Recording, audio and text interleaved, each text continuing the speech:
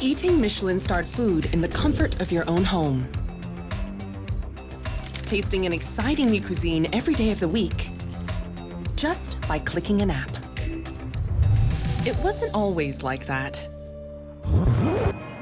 Dining out was once a novelty, only for the wealthy. It wasn't long before that notion would be completely challenged.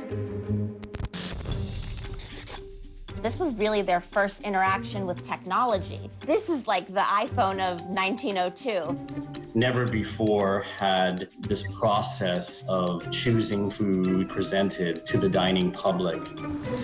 Since then, technology and societal changes have brought a wave of affordable dining options. Sure, if we're going to talk about numbers, delivery is already more than a $100 billion industry. And now, the restaurant industry is going through yet another evolution. From brick and mortar into the cloud. The global restaurant industry is a multi-trillion-dollar industry. There's absolutely enough room for, many, many different concepts. So we have to re-engineer what our cooks do in the kitchen. A traditional restaurant may take 8, 10, 15 minutes to prepare. Ours right now is between 3 and 5 minutes. So when and how did we start eating from a little box? This was revolutionary. They were made of glass, marble, and they were magnificent. I didn't think I could use data analytics for food. We've got big goals. How do we build a brand that doesn't exist on the street, that doesn't exist in the bricks and mortar space?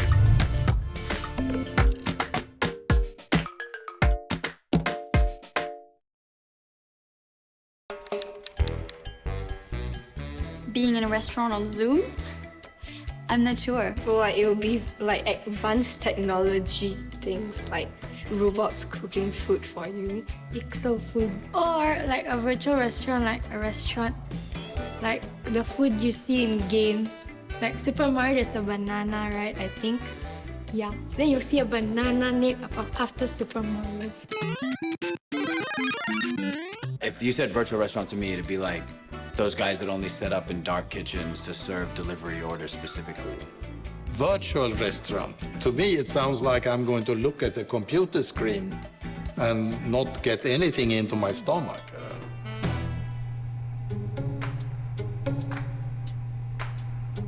So this is one of our cloud kitchens, which is kitchen number 9. So as you can see, it's a little tighter than most restaurants are. This is about 12 square meters, so about 140 square feet.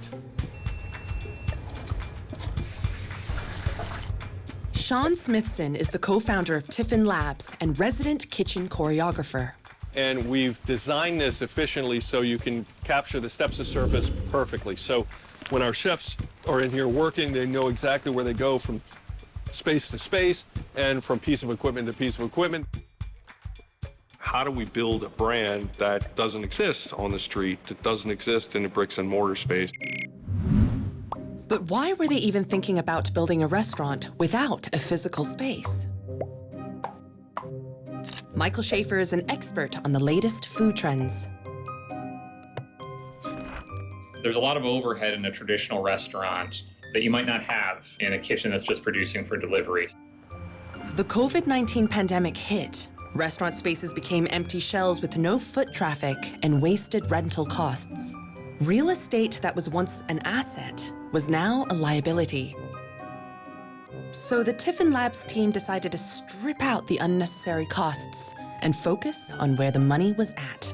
Sure. I mean, if we're going to talk about numbers, delivery is already more than a $100 billion industry. We expect it to nearly double by 2024. Looking at Asia overall, which of course is going to be dominated by China, and that's going to be one of the fastest growing regions in the world. The way people live and work is different. In the US, many times people leave work at 5:30 and go home and they drive a lot. Here it's really built around the density of the cities. It's built around working from 9 to 7, 9 to 8. Your time is that commodity. In Southeast Asia, Indonesia takes the biggest slice of the food delivery pie, with Singapore coming in strong in second place. Why? Because 80% of Singaporeans own a smartphone. And with a changing society, less people are cooking at home and more are turning to fast and fuss-free food delivery services. And in 2020, Singapore was TiffinLabs' first test market for their business. Singapore is actually a very, very good microcosm for us. It was a template for the rest of the world, right? It was a high-density city with high-knowledge workers, disposable income, high cost, high labor, high food cost. How do we make sure the economics work? How do we grow in places that are already ripe for disruption and really make a difference in those markets where we feel like we can adapt and grow fast? But who is the online customer? Teenagers, university students, young working professionals. But now, ordering food online has become a habit for every age. And since COVID-19's lockdown, everyone has joined the online bandwagon. People ordering more in because it's easy. Lawrence Kohler uses behavioral economics and psychology to help brands and companies create business opportunities. Digital is completely adapted by everyone, even by the seniors in every country. It's easy to do. Of course, a big trend to convenience. It's much easier these days to really order food in and have a huge variety at your fingertip. But delivery is not, well, revolutionary. The legend goes Queen Margarita, tired of eating fancy food, ordered a meal fit for a commoner to be delivered right to her royal quarters. Mahadeo Havichibachi started a lunch delivery service in Mumbai, the Dabawalas, the 125-year-old network that still feeds Mumbai today. Industrialization and the technology revolution led to Domino's Pizza, delivering takeaway to you. And then came the app revolution.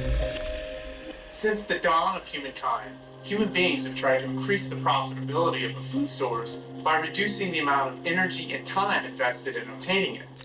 Adam Wenzel is a food psychologist, researching why we eat the food we eat.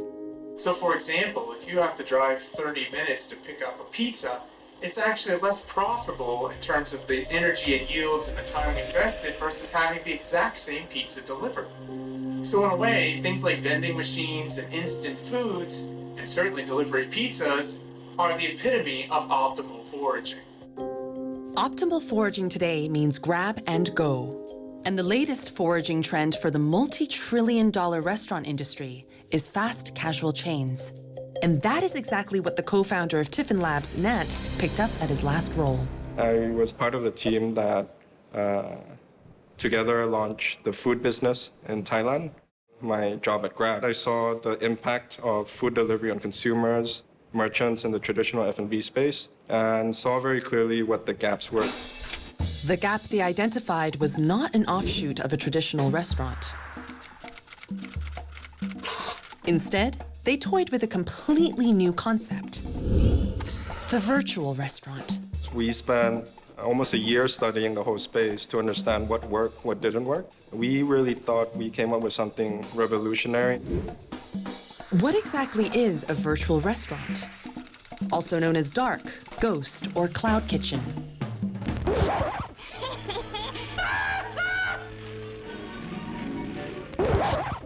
The virtual restaurant has no storefronts and no dine-in facilities. The only way you can order their food is through the internet, leading to its name, a kitchen in the clouds. And TiffinLabs had plans to create the biggest network of cloud kitchens in the world. Nearly a century ago, dining out in the late 1800s looked a little different. It was all about the long, leisurely lunch and fine dining. But all that was just about to change. A food truck? It sounds like the massaging chair. It's the Automat. Octopus, fish food, seafood. You just sit down, you put it in, beep, beep, beep, beep, and it maybe just boop, pops up. And that's your food. And it's like no interaction with anyone. Well, when I was living in Sweden and younger, then Automat was you put in a coin and you opened up and there was a piece of chocolate or something else. Jan has spent several years researching our dining habits across the decades. I'm not approaching restaurants as a fan. I'm not approaching it nostalgically. It's a way to examine it and ask yourself, how did we get where we are today? All the social problems in the country, that you can find them reflected in restaurant history. Industrialization sort of spread of white-collar jobs also in cities, office jobs. That's part of the growth of modern capitalism. So people moved from rural areas into the city. What starts to happen during the early 20th century, as more and more people are working in factories, more women are joining the workforce. The workforce itself was becoming more diverse. David Freeland is the author of Automats, Taxi Dances, and Vaudeville, a book about New York's social and cultural history. People didn't have time for these long meals during the middle of the day. So we start to see the beginnings of what we would now call fast food. Women really scrutinized restaurants. They were more conscious of hygiene and sanitation, and they really demanded cleaner, nicer, and more pleasant spaces to eat in. This would be the cultural setting that would spark the Automat craze in America. The Automat was created in Germany in 1895. Like the modern vending machine, it was an automatic fast food restaurant serving food and drinks without the need for any human interaction. And then you also had this distrust of waiters. They really liked the idea of serving themselves and not having to deal with waiting staff. Lisa Hurwitz has spent the last 10 years researching the machine that would take the country by storm. The story of Joseph Horn and Frank Hardart happened a long time ago. The story goes that a traveling salesman approached the team with this concept of an automatic restaurant. An automatic restaurant that was all the rage in Germany. My great-grandfather traveled to Europe to check it out. Frank Hardart was born in Germany, but hadn't been back since he immigrated to New Orleans, Louisiana. And the first time he laid eyes on the Automat in action, it was love at first sight. Rosemary Wiley knows all this because she's Frank Hardart's great-granddaughter. They brought the Automat on a ship, and the first one they bought sank. So they got another one. Took another year for it to be built and shipped. In 1902, the Automat, the shiny modern machine, was exactly what the working folks of America were looking for. Waiterless, fast, and efficient. It was the beginning of our love affair with quick and fast food.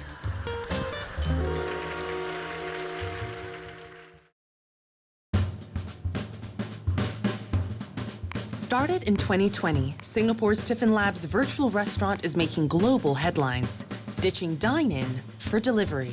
I absolutely think virtual restaurants as a concept have disrupted the food and beverage industry. Already we're seeing packaged foods companies thinking about ways that they can get into prepared meals via delivery. That is the source of so much interest and concern, from some of the largest food and drink companies in the world. I think that alone, shows that this is very much a disruptive trend that will go on disrupting for some time. But how did TiffinLabs take this delivery trend and turn it into an innovation? They redesigned the traditional kitchen, and it began with this. In the average restaurant kitchen, approximately 1,000 square meters in size, you have a station for cleaning and washing, storage, food preparation, a cooking, and a service station. A trusted system designed in the 1800s that had no reason to change, up until TiffinLabs came along. So this is one of our cloud kitchens, which is kitchen number 9. So as you can see, it's a little tighter than most restaurants are. This is about 12 square meters, so about 140 square feet. And we've designed this efficiently so you can capture the steps of surface perfectly. So when our chefs are in here working, they know exactly where they go from space to space and from piece of equipment to piece of equipment.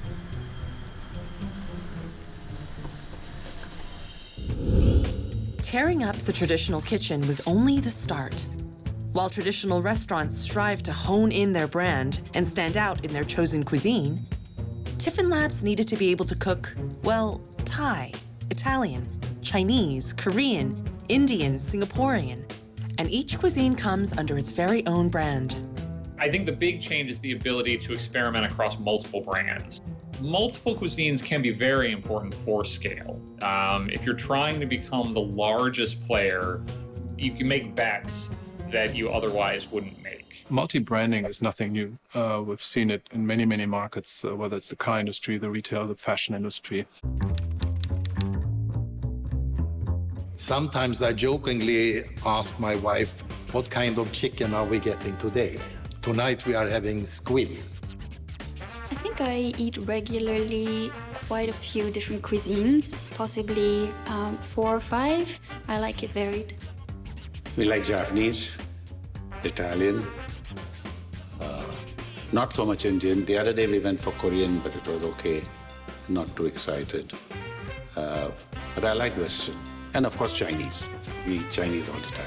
We enjoy a variety of foods. And in fact, the more variety is present, the more we tend to eat. This is one of the reasons that a lot of candies, even candies that taste the same like M&Ms, come in a variety of colors, because that variety actually promotes consumption.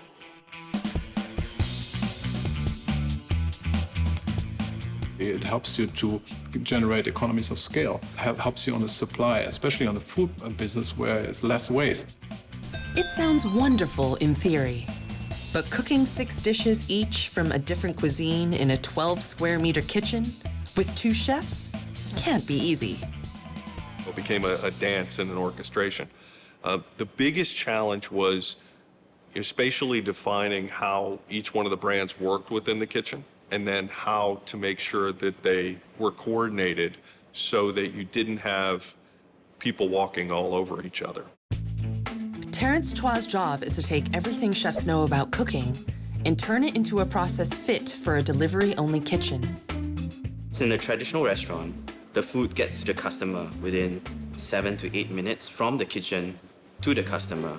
In a virtual kitchen, the food travels at least 45 minutes from the kitchen to the customer. We have to re-engineer what our cooks do in the kitchen. For a virtual kitchen, you're focused solely on getting the best quality food in the quickest time frame to get the best experience. So how crucial is time in this tiny, packed kitchen? So if you fry chicken for 3 minutes, by the time it reaches the customer, it would have been perfect because of the carryover cooking within that 45-minute time gap. But if you were to fry it over like 6 minutes, it is really crispy. The crust is really crispy, but the protein inside the chicken could be really dry because the heat squeezes out the proteins and the moisture oozes out. Time is of the essence in a delivery-only business, and packaging is key.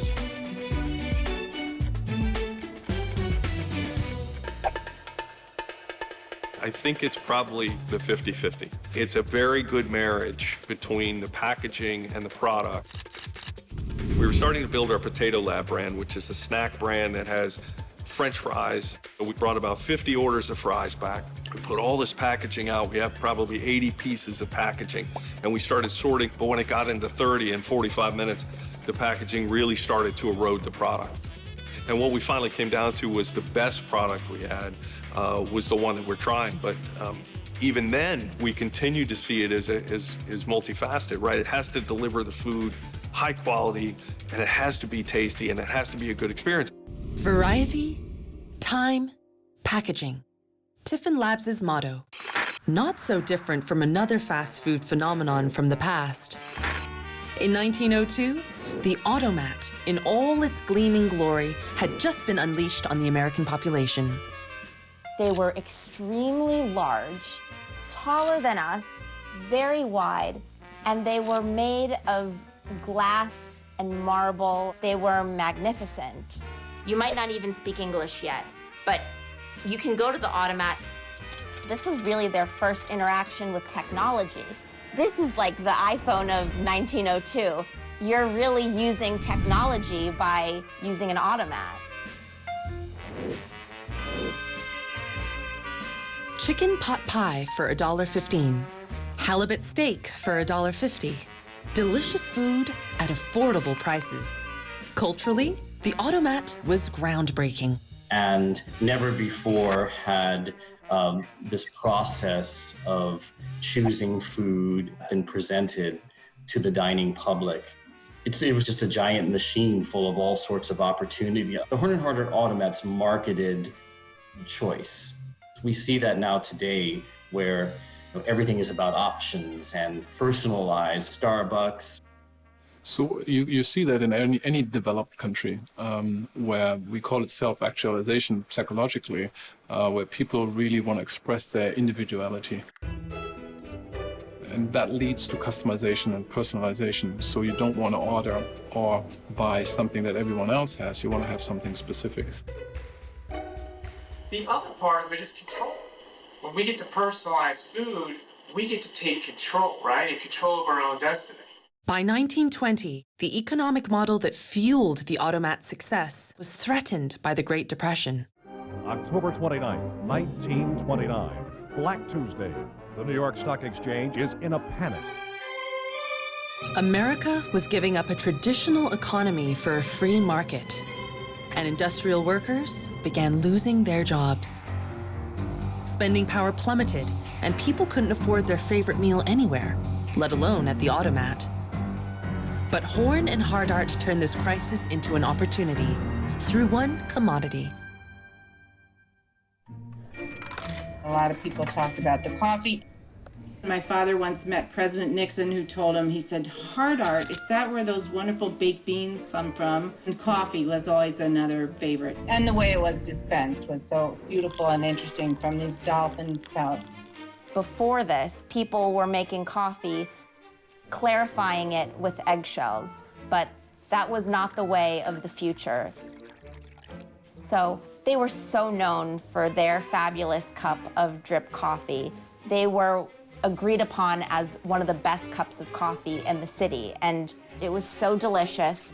This was about to become something widely popular in Philadelphia and New York City, and they saw it first. Horn and Hardart practically invented America's coffee culture before Starbucks. Pike Place Roast.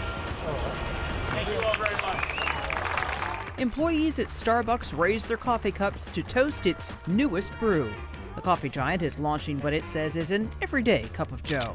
Howard Schultz, the founder of Starbucks, talked about how one of his inspirations for Starbucks was his experience as a child going to the Automat. When he stepped foot in that Automat was when he decided to be an entrepreneur, and it just never left him. Cafe culture was really a new thing to New York.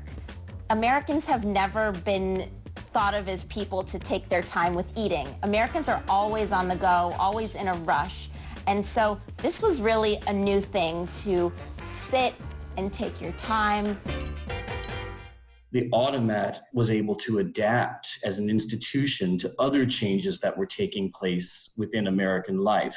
And in 1945, America won the war. Men returned to work, women went back home, and the microwave hit almost every house in the country. And here's the real breakthrough. The oven uses radio waves at the frequencies used in radar. This reheats the meal in an incredibly short time. A complete meal in around 45 seconds. When America changed, so did the Automat. They wanted to create a restaurant that would really appeal to the masses, and at that time, the masses meant women. One of Horn and Hardart's strategies to keep their skin in the game was to incorporate their food into your meal at home. Less work for mother was a slogan that represented, Mom, take some work off of your shoulders. Let us make your job of being a mother easier. They had retail shops that would have food prepared that you could pick up a prepared meal. And the idea was you just, microwaved it or put it in the oven. By default, another great market for the Automat were the very people mothers endeavored to feed to their fullest. I've heard a lot of stories of kids talking about the ice cream or the hot apple pie with the vanilla cream sauce on top. Chocolate chip cookies were one of our favorites. We got to bring them home in boxes. And macaroni and cheese. I just feel like it's a creamy comfort food, creamy, cheesy, warm. The love for it was passed on between generations. And then I talked to people as well who never actually got to eat in an Automat, but they heard stories that were passed down throughout their family. The term comfort foods was actually coined in the 1960s for foods associated with the security of childhood. And when you think about it, a lot of the comfort foods we enjoy as adults were foods we enjoyed as children.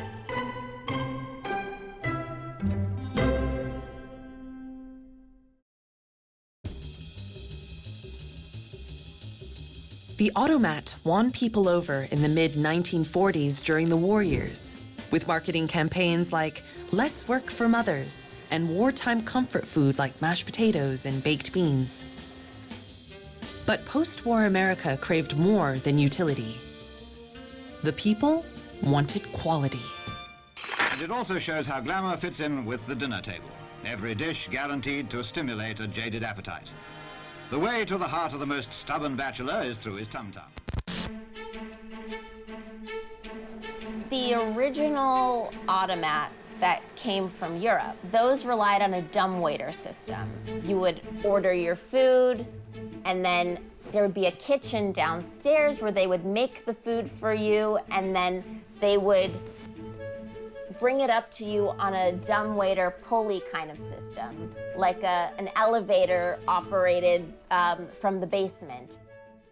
Unfortunately for Horn and Hardart, the Automat's machinery was slow and inefficient. Come on, Mushy. Hey, let's go, Sobby. And complaints about the Automat's food quality began flooding in. The food was pre-made, it was ready to go. For a long time, it was fresh. That became a problem in its later years when you didn't have enough foot traffic. You had the food sitting there for too long of a time, and then the quality started to decline at that point. Horn and Hardart had one option. They completely revamped their vending mechanisms. They went from a dumbwaiter system that brought food up from where it was prepped to a rotary system with pockets that held food. So there were different pockets for hot and cold food. So if you can imagine a pivot, and around the sides of it were these insulated compartments. The design of the hot pockets meant that pies could stay warm and ice cream could stay cold. From the outside, all the customer would see would be a glass window, and inside of the window would be an order of macaroni and cheese or turnips or chicken or pie. And once the customer put nickels in the slot next to the window would spring open. The customer would reach in and take out the order of whatever it is they wanted. Food was dispensed super quickly and at the right temperature. But Horn and Hardart had one more challenge: consistency. They eliminated those basement kitchens, and they actually began preparing the food off-site in commissaries. I got to go as a child with my dad and my sister to where they made the food. It was sort of a gigantic kitchen or a food factory. And then the conveyor belts would take the pies when they came through the oven, and different employees would do different steps of the cooking process. So it was like an assembly line, like a scientific, clean place where this wonderful food was coming out. They were preparing so much food all at the same time in one place and then sending it out to many different places. This was revolutionary. Tasting and testing food was a part of the Horn and Hardart quality control in the commissaries. This was a daily ritual of the company where the executives would sit around a table, they'd invite a few guests, and they would taste the food that was from the commissary to make sure that it tasted right. And once they approved it, then it could be sent out all over the rest of the city. It was the mid-1950s, and Horn and Hardart was staying afloat, a stickler for quality and constant innovation. Yeah, I think it's very challenging to last for so long, like 100 years. We see only few companies can really weather the storms, like a GE or an IBM and so forth. It takes a lot of resilience because there's so many challenges for a company along the way, and it takes a willingness to change. Decades later, enter the cloud kitchen. And while it's relatively new, the business model is facing similar challenges. And its effects are tenfold because TiffinLabs is a cloud kitchen with no physical store. The customer is really focused on convenience, but they also want quality. At the end of the day, they want a meal that surprise and delight. And if it's not there for someone who doesn't have a touch point where I can directly touch them, it can be an easy walk away for that customer. TiffinLabs needs to maintain quality, consistency, and novelty in order to retain customers who have a huge range of options to choose from. And all with competition nipping at their heels. I think part of the issue is that the barriers to entry are still relatively low. As the barriers come down, competition goes up, and it becomes even more challenging to stand out. In Asia alone, first movers, Rebel Foods, are grabbing a massive-sized market in India. China's Panda Selected are carving out a piece of the largest market in the world. And in Singapore, there are multiple brands offering delivery food in a click at any given time. I would say it's almost becoming like fashion. No one sews their own clothes anymore, but we talk about clothes and we think about clothes and we show off what we're wearing and we look for new ideas more than we ever have before. And I think a similar process is underway with food. And there's much more willingness to try new things than in the past. Let's bring our editorial microscope into focus on a very significant phenomenon. In any food business, the basic economics run on a tight balance. Supply of food has to match demand. That's where data analytics becomes useful. I think any kind of analytics on what people are eating and what preferences are in real time is going to be a game changer. So on the demand front, as soon as you have data, you can cater to the needs of those people. You know what they want, and when and how and whatever they want to eat. So that is great to maximize your marketing efforts. I love data analytics because it's a way of making sense of the world around us. Tiara is TiffinLabs' data analytics expert. When I first started, analytics was in very traditional industry. I didn't think I could use data analytics for food. Some of the most interesting insights from TiffinLabs banks on data analysis. Salads is very popular in Singapore, especially in the CBD area.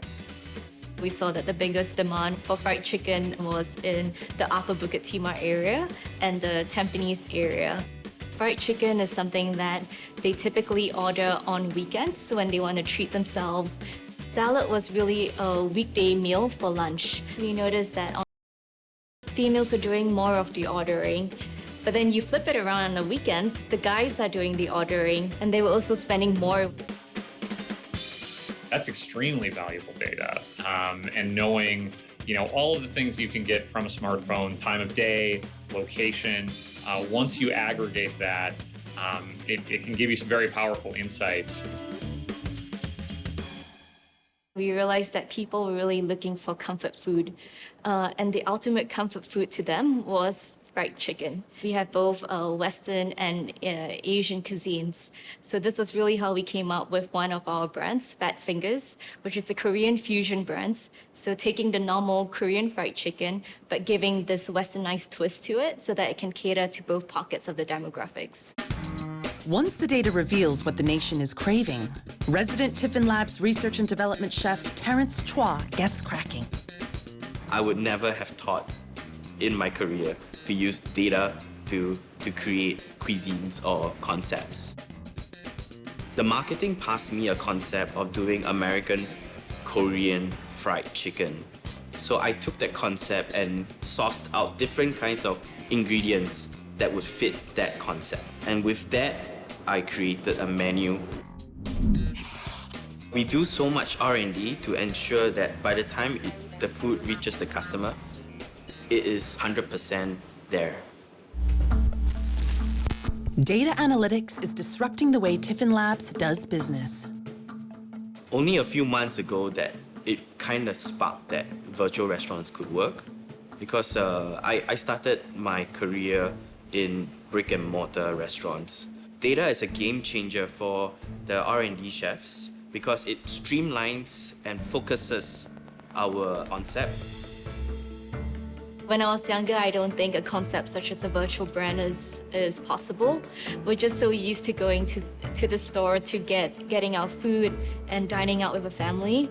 But I think as we move now more to a more digital world, the way that we consume food and look for food is completely different. And this is really where a virtual brand makes a lot of sense.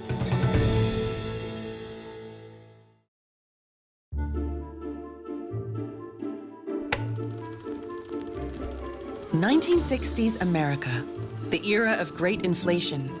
The cost of everything was increasing. They needed to raise the cup of coffee from a nickel to 10 cents, which is something that they avoided doing for so many years. But at a certain point, it became unavoidable. It wasn't just about the price increasing, but it was about the times changing. It was sort of about the world changing, and the Automat represented the old world and a much simpler time.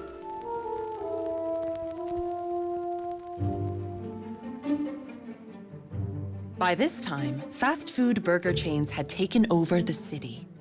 The Automats were fast. McDonald's was faster. The whole fast food culture of McDonald's and Burger King militates against that kind of languorous expenditure of time spent within the space itself. The Automat technology by the 1960s, it wasn't anymore the revolutionary turn of the century kind of experience that it once was. It was becoming old-fashioned. As America expanded into the suburbs, fast food chains quickly followed suit. People were drawn to McDonald's and Burger King, certainly because of marketing. And now Burger King introduces the bacon. Those corporations marketed on a national level. The Automats never did that because they never expanded nationally. Aren't you hungry for Burger King now? Aren't you hungry for the new bacon double cheeseburger now? This was terrible for their business. They were depending on the foot traffic, and they had high rents to pay. And they had many, many locations. And also, people's tastes were changing, the types of food that they wanted to eat. People wanted fast food that was really basic. Fast food chains also had one more advantage over Horn and Hardart. When the automobile industry exploded, McDonald's and Burger King were the first to offer drive-through lanes. Burger King? Yeah, this is Burger King. Would you deliver a chef salad? For you? Absolutely. Part of why there still isn't a Horn and Hardart today is that they didn't do a good job of forecasting what was ahead and staying ahead. I think they took their success for granted. Horn and Hardart had failed to innovate. Industrialization had caused a shift in the food industry. Just like how Henry Ford revolutionized car production with the assembly line, the McDonald brothers created the Speedy system, where experienced cooks were replaced by many unskilled workers who did one small, specific step in the food preparation process. Wages remained low, keeping food costs down, and Americans lapped up the fast food chains. Soon, money laundering scandals began to taint the Automat's reputation. It was no longer a family business. It really no longer was the restaurant that it was. It was a company with very high morals. The whole chain collapsed. Suddenly one day they're gone. The restaurant business has always been a very risky business. It has had a very high failure rate, always. So many different things caught up with them. But it was a pretty long run that they had. It was amazing when you think of it, and how these, restaurants are a competitive business. 80 years after they opened, Horn and Hardart declared bankruptcy. But it wasn't all over for the company that invented the Automat in America. They had one ace left up their sleeve. They were trying to leverage their real estate. They were in really dire straits, and they didn't have much of a choice. It wasn't so much of a secret weapon as it was a final attempt. Land once occupied by the Automat had a value of $7.5 million in 1973. They did franchises with some newer restaurants, Burger King, for example. They bought shares in Burger King stock. Apparently, they considered buying the company of Burger King. By 1991, almost a century after it opened, most Automat locations were leased out to Burger King. I have been reading about the Automat for around 10 years now. I love the Automat for what it represents and always will represent, even though it's gone. It was a brilliant idea. It really was. Singapore's virtual restaurant TiffinLabs is making waves for disrupting the food delivery industry. We've been moving very fast. What we're doing is groundbreaking in a lot of ways. For a company born out of a small country, TiffinLabs has big ambitions. We're already focused on building a network of kitchens that is global in nature, that really takes into account everything from our supply chain to R&D to data analytics to operations to execution. One of the biggest challenges for us in terms of building a global F&B brand is no two countries are the same. The taste palettes between Singapore, New York, and London are definitely different. Even though we have a menu and recipe built out, there is always a degree of localization to meet the needs of the local taste palettes. Although the recipes are slightly tweaked, imagine the idea of ordering your favorite chicken rice made in Singapore, but while overseas. Yeah, because it's my favorite, and like for 4 years, I don't think I can take it. For sure, I would order the chicken rice if I was stuck in France, maybe once a month. I love my laksa, kway teow, chicken rice. I would crave and I'd order it, yeah. Yeah. Are you joking? Of course. Finding chicken rice when you're in like North America is like, oh my God, it's the greatest thing since sliced bread. Yes, if the prices were similar to Singapore. Otherwise, I would order pepper crab or chili crab. Not only is TiffinLabs exporting Singapore's local delicacies, but just like the Automat, TiffinLabs is also using real estate to get a leg up over competitors. We're partnering with real estate aggregators around the world with underutilized kitchen space. So I'm not sure real estate is our secret weapon, but it's an avenue for us to expand and grow. Instead of building new kitchens, TiffinLabs is renting existing kitchens in restaurants and catering firms, giving them access to thousands of kitchens by 2025, gaining them a foothold in over 30 countries, from San Francisco to Sydney. That's how they've scaled faster than any cloud kitchen and are planning to stay ahead of the competition. With TiffinLabs poised to disrupt the restaurant industry not just locally, but globally as well, will this spell the end of the traditional restaurant? We're going to see a lot of innovation there. And so I would say, if anything, this is going to drive better experiences in the restaurant, because we may be asking restaurants to do fewer things, fewer occasions. We're not all going to shut ourselves up in our homes. We're just going to have more options. Humans are social creatures. We love being around other people. We also have to eat. It's one of those things we have to do every day, multiple times per day. And so we've kind of evolved over time to be like, listen, we have to do this chore. You want to do it together, right? You have to eat, I have to eat. How about we get together and eat? It's part of our society. It's part of being human, getting together and eating. Dining out has gone from restaurants reserved for just the wealthy to the fuss-free convenience of the Automat.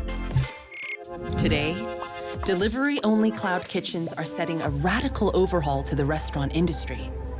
But whatever gastronomical trend disruptions, one thing's for sure, you're probably not going to have to wait very long for your order.